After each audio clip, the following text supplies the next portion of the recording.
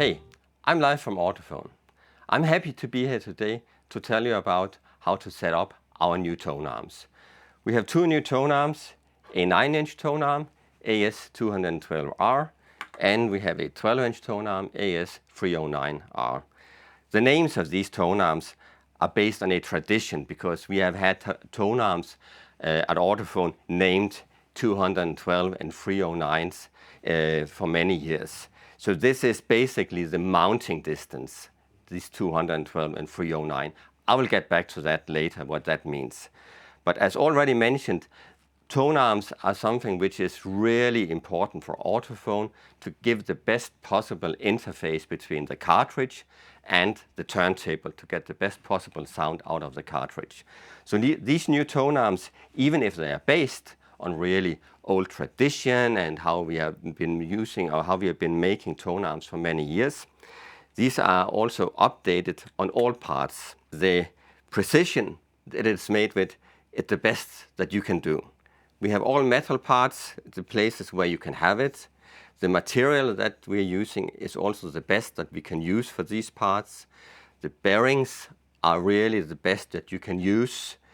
It is a tone arm with a universal connector so that you can use both normal cartridge on head shell and you can use SPUs. It's designed to have bare-welt alignment, making sure that you will have zero tracking angle at error at 66 and 121 millimeters.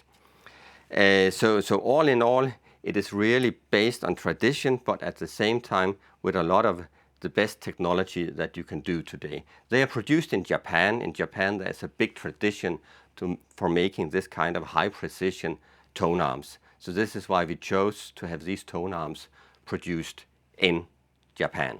So everything that was in the box with the tone arm has been unpacked and is now on the table.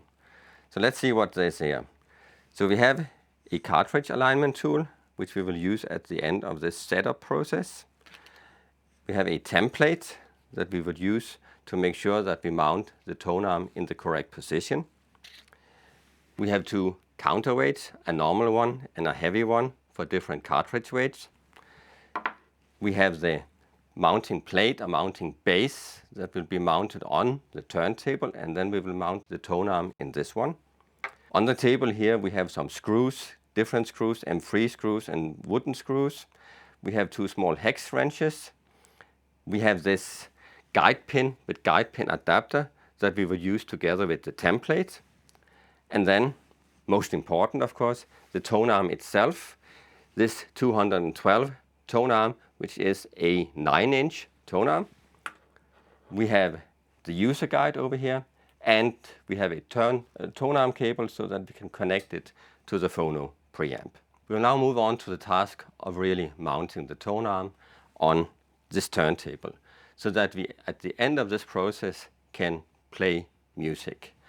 I'll show you that this is not a difficult task. It is pretty easy to do it, and we will follow the steps which are in the user guide over here. There are overall 5 steps, some of them about the mounting process and some about the adjustment.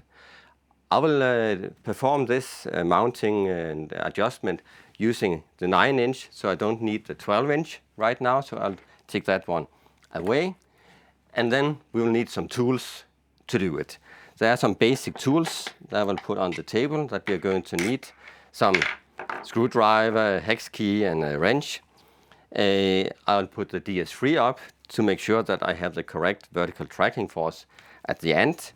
And then I will have a cartridge already mounted on a head shell and a caliper that I will use to control that this cartridge is mounted in the correct position.